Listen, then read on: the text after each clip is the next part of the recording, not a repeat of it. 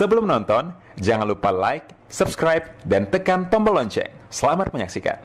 Halo pemirsa, sahabat Eljon dimanapun Anda berada, bertemu lagi dengan saya Bagas, Putra Kopi Indonesia 2019, dalam program Indonesia Business Forum. Nah, kita masih dalam acara Productivity and Performance Mentoring, dengan tema kita kali ini, Mastering Lobbying Customer into Action and Negotiation Skill for Business. Sahabat Eljon, apakah selama ini banyak di antara Anda sering mengalami kesulitan mendilkan suatu kesepakatan dalam bisnis? Dan apakah Anda ingin menguasai teknik-teknik negosiasi yang efektif agar bisnis Anda dapat berkembang?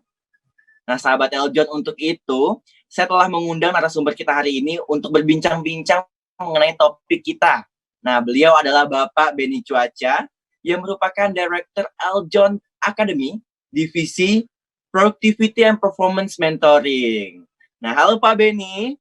Halo, apa kabar Bro Bagas, Pak Eljon? Sehat selalu ya? Baik, terima kasih Pak. Sehat selalu. Pak Benny sehat ya Pak? Siap, selalu sehat, thank you. Oke, terima kasih Pak Benny telah terhubung bersama kita kali ini untuk berbincang-bincang mengenai topik kita hari ini Pak. Ya. Nah, saya langsung saja nih Pak Benny ke topik pembahasan kita. Kita awali dulu dengan apa sih Pak negosiasi itu? Oke, thank you Bro Bagas, Pak Eljon. Silakan Pak. Thank you. Ya, jadi negosiasi ini adalah suatu proses komunikasi sih Bro Bagas. Proses komunikasi di mana kita punya niat baik itu tersalurkan ke kita punya partner kita. Jadi niat baik kita untuk sama-sama melangkah maju, sehingga partner kita itu juga ikut bisa melangkah bersama-sama dengan kita untuk mencapai tujuan bersama. Nah, di situ ada proses komunikasi yang harus kita pahami sebagai fundamental terlebih dahulu, Bro Bagas sampai Eljon. Nah, kalau dari sisi konsep teorinya, itu definisi pengertian terlalu berteori kitanya. Nah, bagusnya kita bersimulasi ya, Bro Bagas sampai Eljon. Oke. Nah, kita ambil betul, mantap Pak. Ya, kita ambil aja gini Bro Bagas sampai Eljon. Kita punya suatu keluarga, ada orang tua, ya, ada papa mama, ayah ibu ya, ada anak gitu ya, ada saudara. Nah, coba Bro Bagas perhatikan, jika anak tadi meminta sesuatu yang membahayakan bagi diri si anak tadi, dia berkomunikasi ya sama orang tuanya, minta sesuatu yang membahayakan bagi diri si anak tadi, tapi si anak tadi tidak tahu itu berbahaya. Coba Bro Bagas perhatikan cara orang tua melakukan negosiasi ke anak. Pertama dengan cara apa? Persuasif kan? Gak boleh ya nak, gak boleh begini, ya oke. Nah tapi jika si anak memaksa terus, maka dalam tanda kutip, orang tua tadi terpaksa mengambil suatu sikap intimidasi untuk langsung menekan si anak. Pokoknya tidak boleh. Nah, kenapa akhirnya muncul proses seperti itu? Karena si orang tua tadi berkeyakinan kalau tadi tetap diiyakan kata-kata si anak, itu bisa membahayakan diri dia. Nah, jadi pahami dulu konsep dasar dalam bernegosiasi ya Bro Bagas sampai Eljon adalah kita memberikan suatu kebaikan dalam diri kita terhadap kita punya rekanan tadi. Jadi kita berpikir positif dulu terhadap kita punya rekanan, itu poinnya. Nah, bukan poinnya, kalau gitu untuk keuntungan buat saya, kamu biarkan rugi, jangan sama sekali Bro Bagas. Kenapa gitu Pak Benny? Ya, poinnya simpel Bro Bagas. Aset yang terpenting saat ini, kita kan sekarang ini tema kita tuh untuk bisnis ya, untuk customer ya. Iya. Aset yang terpenting dalam suatu perusahaan saat ini adalah, simpel aja Bro Bagas. Bro Bagas bisa lihat, sampai Eljon bisa lihat, aset terpenting itu yang detik ini adalah, pertama adalah data Bro Bagas. Bener nggak Bro? Nggak punya sama sekali. Yang dia punya itu data Bro. Data itu yang dimainkan tadi. Nah, yang kedua, yang terpenting dalam suatu perusahaan itu adalah networking Bro. Nah, networking tadi itulah aset penting bagi perusahaan, Bro. Nah, bagaimana kita bisa punya networking yang bagus? Bagaimana kita bisa punya relationship yang bagus? Dengan cara apa? Kita memberikan kebaikan kita untuk orang lain terlebih dahulu. poin ini yang paling fundamental harus dipahami, bro. Nah, tangkap ya. Jadi kalau kita mau bicara goal dari suatu negosiasi, goal dari lebih orang adalah pertama adalah kita memberikan suatu kebaikan buat orang lain. Yang kedua adalah kita ingin menjalin suatu hubungan. Kita ingin menjalin suatu networking dengan orang lain tersebut, bro. Karena itu aset bagi perusahaan, bro. Jadi tidak semuanya untuk rugi. Nggak bisa. Kita nggak bisa ngomong, gue rugi loh ya, kalau kali ini gue rugi nih. Pokoknya gue harus menang aja. Enggak. Ada yang namanya di suatu sahabat Eljon di suatu corporate itu ya, ada yang namanya aset tak berwujud. Nah, aset yang tak berwujud ya Pak? Iya, aset yang nggak berwujud ini adalah menurut saya adalah itu tadi bro, satu data, yang kedua adalah networking bro. Jadi data dan networking ya Pak, ini penting ya berarti. Iya bro. Itu adalah aset yang tak berujung ya. Berwujud bro, aset tak berwujud. Tak berwujud, Iya. Nah, jadi jangan nanti dalam kita bernegosiasi bro. Ini sekarang apa sih Pak?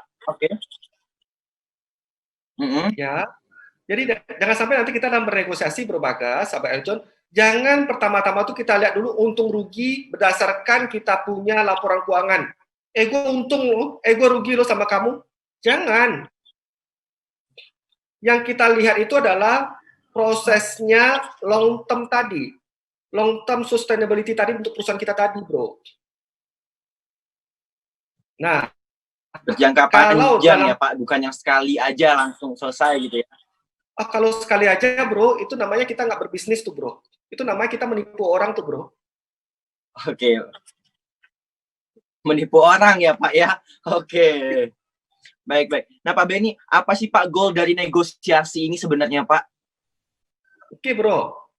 Seperti tadi yang saya sampaikan sama Bro Bagas ya, sahabat Eljon. Pertama bro, kita memberikan hasil yang positif. Dalam tanda kutip itu bro, 1 tambah 1 tidak menghasilkan 2 bro. 1 tambah 1 itu bisa menghasilkan 10, 20, 30 atau bahkan lebih. Itu poin pertama. Ya. Yang kedua, kita punya yang namanya goalnya itu harus punya namanya networking, bro. Kita menjalin networking. Kenapa ini penting? Karena kita tidak pernah tahu, bro. Kita nggak pernah tahu roda bisnis kita itu berputarnya seperti apa, bro. Hari ini mungkin kita di atas, besok mungkin kita di bawah. Berputar kita nggak tahu seperti apa, bro. Nah, networking ini paling penting. Nah, supaya bisa timbul networking tadi, bro, haruslah kita punya niat yang baik agar kita punya rekan tadi lah ya, bukan lawan bicara lah ya, agar kita punya partner tadi itu bisa merasakan ketulusan hati kita dulu. Iya. Nah, itu poin kedua, bro. Yang ketiga, bro. Yang ketiga adalah kita tuh kepengen negosiasi yang pertama ini, bro, bisa menghasilkan deal atau kesepakatan yang berikutnya lagi. Jadi bukan hanya satu kali kesepakatan ini kita berhasil, ada muncul agreement 1 tahun atau 2 tahun, kita nggak mau itu bro, kita mau munculnya agreement baru atas dasar agreement yang pertama tadi. Atau kita punya partner tadi itu bisa mereferensikan kita bro, bisa mereferensikan kita ke partner dia yang lain, sehingga kita bisa berkolaborasi lagi lebih banyak lagi bro. Karena zaman sekarang ya bro, untuk era new normal saat ini, tidak bisa menjadi saya mau menang sendiri, kamu kalah. Tidak akan bisa bro, era new normal saat ini. Yang ada adalah konsepnya kolaborasi bro, kolaborasi, sinergi bro. Itu yang harus dipahami. Semuanya harus saling mendukung ya Pak ya, untuk membuka kesempatan-kesempatan baru ya Pak. Betul. Ya, itulah yang dinamakan negosiasi tadi. Nah Pak Benny, apa sih Pak, jelaskan kepada kita nih, mungkin Bapak bisa membantu kita menyampaikan struktur dari negosiasi itu seperti apa Pak? Nah, kalau secara silakan Pak Benny. Ya, thank you Bro Bagas sampai Eljon. Kalau secara formalitas, strukturnya pasti ada yang namanya opening, ya, opening dulu di awal. Oke. Nanti baru kita masuk apa yang kita mau capai, itu adalah goalnya, poinnya di tengah-tengah, baru kita closing, bro. Nah, ada satu unsur yang paling penting sebelum kita masuk ke dalam proses negosiasi itu sendiri, bro. Yang pertama itu yang paling penting itu adalah, bro, kita sendiri, bro, sudah membuat partner kita itu sudah nyaman sama kita di awal, bro. Itu kata kuncinya, nyaman dulu. Bagaimana dia bisa nyaman, bro, kalau dia tidak pernah trust sama kita? Nah, jadi dalam proses suatu negosiasi itu, bro, tidak langsung serta-merta saya ketemu sama Bro Bagas, kita bicarakan suatu topik, itu biasanya, bro, itu, dalam tanda kutip ya, itu akan membuat lawan kita bicara, atau partner kita itu, menggunakan logika dia, bro. Tapi kalau saya sudah kenal Bro Bagas terlebih dahulu, sebelum kita membuat suatu kesepakatan, kita ngobrol santai ya, kita sudah berteman, kita sudah bersahabat baik. Bro Bagas sudah nyaman sama saya, sudah percaya sama saya. Nah, kira-kira kalau kita melakukan suatu negosiasi, itu openingnya, bro, sudah pas, sudah ngeklik, bro. Bro tidak akan mungkin bisa melakukan suatu negosiasi kalau tidak ada ngeklik, bro. Yang ada adalah apa? Saling menjatuhkan. Harusnya dia yang kalah, harusnya gini. Nggak akan terjadi negosiasi, bro. Kalaupun terjadi, bro, cuma satu kali doang. Kita mau berbisnis itu long term, bro, bukan satu kali. Nah, kalau satu kali, dalam tanda kutip, itu nggak benar. Oke, baik. Berarti jangka panjang ya, Pak, ya, negosiasi itu harus dibangun dengan kepercayaan dulu, rasa nyaman dulu dengan partnernya sebelum kita memulai negosiasi yang dengan jangka panjang tadi ya, Pak Benny. Baik, terima kasih Pak Benny. Setelah ini, sahabat Eljon, kita akan bahas lebih jauh lagi dengan Pak Benny Cuaca mengenai topik kita hari ini. Jadi jangan kemana-mana. Setelah jeda-jeda iklan berikut ini, tetap saksikan Indonesia Business Forum bersama Pak Benny Cuaca.